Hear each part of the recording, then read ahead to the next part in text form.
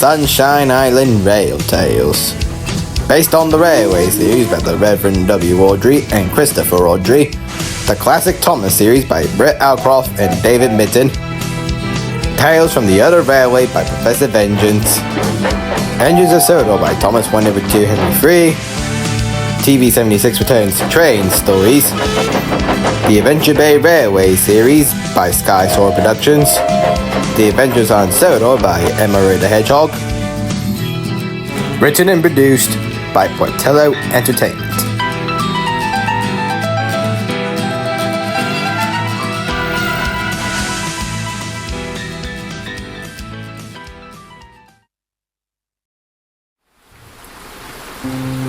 Once a steamy, conceited and vain, could it be arsed with the bucketing rain.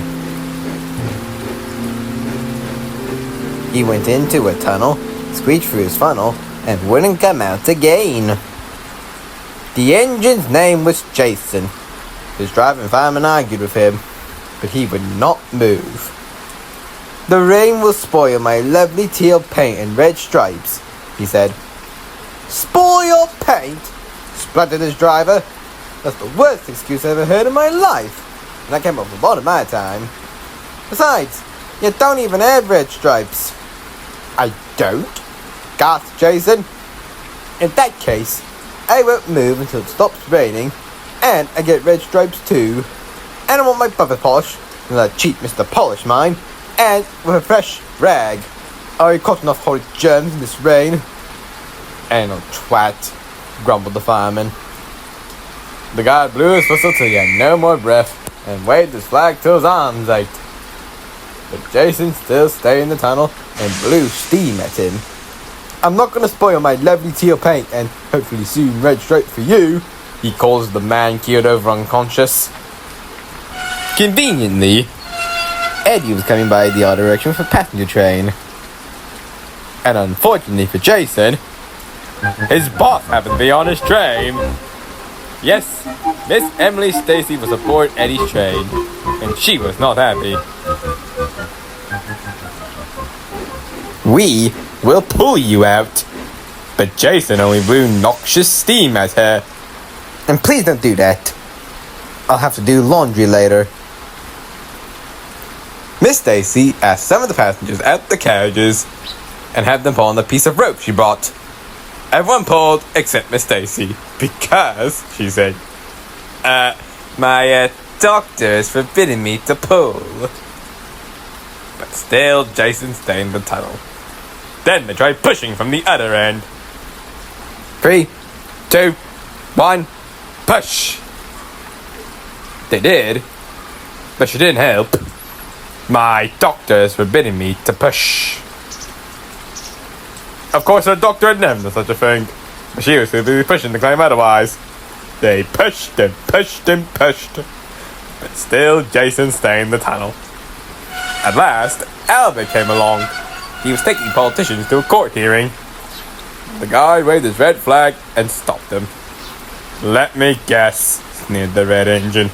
"Jason again?" "4th time this month," moaned the guard. "I'd say he's a hydrophobe if I didn't know he was such a fussy bastard." Meanwhile, at the other end of the tunnel, everyone argued with Jason. "Look! It stopped raining!" So it has. "So? Take us home! It stopped for now, but who's to say it won't start again? Anyway, y'all haven't met my other demands, so y'all can just take the bus or something foul like that for all I care." At the rear of the train, Albert was losing what little patience he had and buffeted up to the coaches. Albert pushed and puffed and pushed as hard as ever he could, but still Jason stayed in the tunnel. Eventually, even Miss Stacy gave up. "Want me to phone Ida Bill Rudolph's driver, ma'am?" No. I have a cheaper solution." "Albert, get on your track and take Jason's passengers home." "You got it, ma'am." Jason wants to stay in the tunnel. His wish is granted. Phone Jeanette's driver to come with bricks and cement.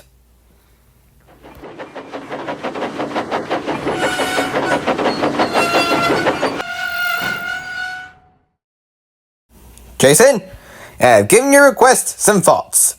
I'll have you now. Indeed. You want to stay in the tunnel? Very well then. You can stay for always and always and always.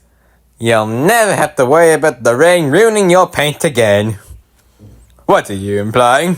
You're just gonna leave me here? In the middle of the main line? You're bluffing. Am I now? Ah, Jeanette. Right on time. Ah, crap. You know, I changed my mind, ma'am. Oh no. No takebacks. A deal is a deal, Jason. Oh.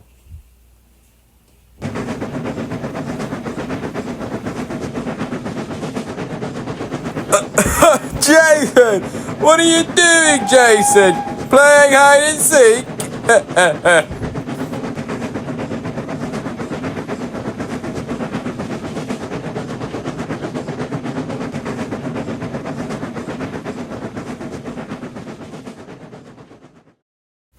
Jason had no steam to reply. His fire had gone out. Certain cobwebs had ruined his teal paint anyway, and he feared no one would see him again. But I think he deserved his punishment. Don't you?